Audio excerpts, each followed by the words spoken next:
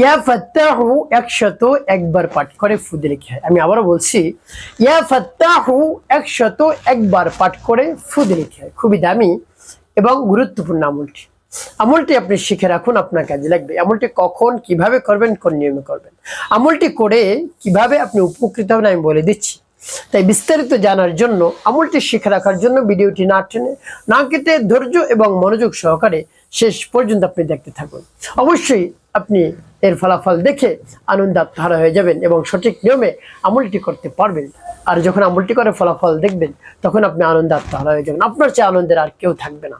প্রিয় ভাই বোন, আপনার মাথায় যত দুশ্চিন্তা রয়েছে, পেরেশানি রয়েছে, সব দূর হয়ে যাবে।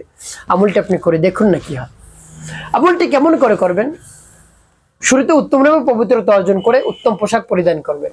এরপর নির্জন একটি জায়গায় বসবেন। বসে চোখ দুটো আপনি ভাবে বন্ধ করবেন। বন্ধ করে আমলের দিকে মনোযোগ নিয়ে আসবেন। আর দুনিয়ার যত ধরনের ধ্যান খেয়াল রয়েছে সব আপনি দূর করে দিবেন। এরপরে ওই স্থানে বসে সর্বপ্রথম কি পাঠ করবেন? ইস্তিগফার পাঠ করবেন, ক্ষমা চাওয়ার দোয়া পাঠ করবেন, আস্তাগফিরুল্লাহ আস্তাগফিরুল্লাহ আস্তাগফিরুল্লাহ। বা পূর্ণ ইস্তিগফারটি আপনি পাঠ করতে পারেন, আস্তাগফিরুল্লাহ রাব্বি মিন কুল্লি যামবি ওয়া আতুবু ইলাইহি লা হাওলা ওয়ালা কুওয়াতা ইল্লা বিল্লাহিল আলিয়্যিল আযীম।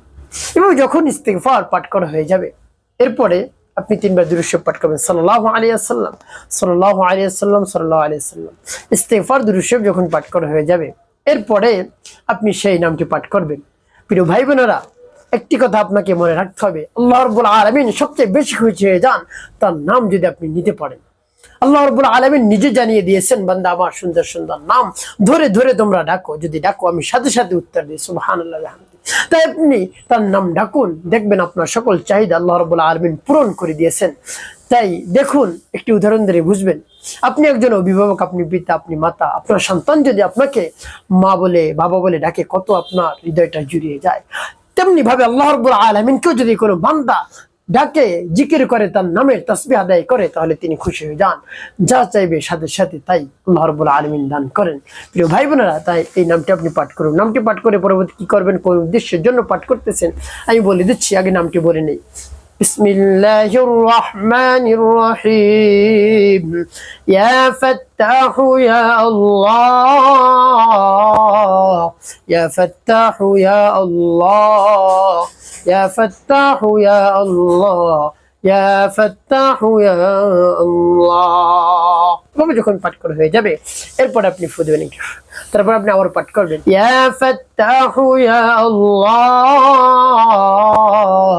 ইয়া ফাত্তাহু ইয়া আল্লাহ, ইয়া ফাত্তাহু ইয়া আল্লাহ, ইয়া ফাত্তাহু ইয়া আল্লাহ। পাঠ করছে। তারপর আপনি মনে দরদ নিয়ে আবার পাঠ করবেন, ইয়া ফাত্তাহু ইয়া আল্লাহ, ইয়া ফাত্তাহু ইয়া আল্লাহ, ইয়া ফাত্তাহু ইয়া আল্লাহ, ইয়া ফাত্তাহু ইয়া আল্লাহ। পাঠ করে সবাই। প্রিয় ভাই বোন, কতবার? গুনে গুনে 101 বার আপনি পাঠ করবেন।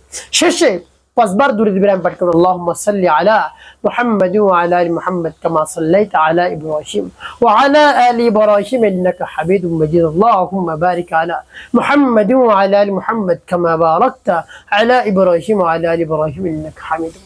اللهم صل على محمد وعلى ال محمد كما صليت على ابراهيم وعلى ال ابراهيم انك حميد مجيد. اللهم بارك على محمد وعلى ال محمد كما باركت على ابراهيم وعلى ال ابراهيم انك حميد مجيد. اللهم صل على محمد وعلى ال محمد كما صليت على ابراهيم وعلى ال ابراهيم انك حميد مجيد. اللهم بارك على محمد وعلى ال محمد كما باركت على ابراهيم وعلى ال ابراهيم انك حميد مجيد.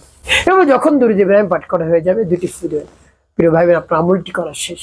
কোন উদ্দেশ্যের জন্য আপনি এভাবে আমল করলেন? আল্লাহ রাব্বুল আলামিনের নামের এই তাসবিহটি পাঠ করলেন, তাকে ডাকলেন, তার নামের জিকির করলেন। প্রিয় ভাই বোন, আপনি একজন যুবক বা যুবতী, আপনার বয়স পেরিয়ে যাচ্ছে, দীর্ঘদিন হয়ে গেছে, বিবাহ শাদী আপনার হচ্ছে না। মানুষ আপনাকে দেখতে এসে আবার পছন্দ করে না, আবার পছন্দ করে, বিয়ে শাদী একেবারে কাছাকাছি হয়ে যায়, আবার ভেঙে যায়। এভাবে যদি হয়, তাহলে আপনি একেবারে অস্থির হয়ে পড়েন। বা এভাবে করতে করতে আপনার বয়স পেরিয়ে যাচ্ছে, বিয়ে শাদী আমার হবে কি না, আমাকে একাই থাকতে হবে। এভাবে মনের মধ্যে অনেক দুশ্চিন্তা, একেবারে এভাবে এভাবে মনের মধ্যে অনেক দুশ্চিন্তা পেরেশানি থাকে, তো আর দুশ্চিন্তা আপনার করতে হবে না।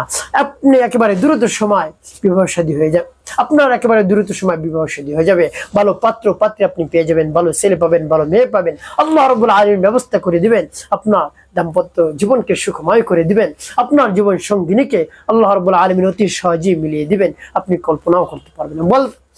আপনি কল্পনাও করতে পারবেন না, শুধু বলতে থাকুন ইয়া ফাত্তাহু ইয়া আল্লাহ, ইয়া ফাত্তাহু ইয়া আল্লাহ, দেখবেন কাজ হয়ে যাবে ইনশাআল্লাহ। একটি কাজ আপনাকে করতে হবে, 5 ওয়াক্ত নামাজ আদায় করতে হবে, মানুষের কল্যাণে খেদমতে কাজ করবেন, মিথ্যা কথা বলবেন না, তাহলে আপনার জীবন সুখময় হবে এবং শান্তিপূর্ণ ইনশাআল্লাহ।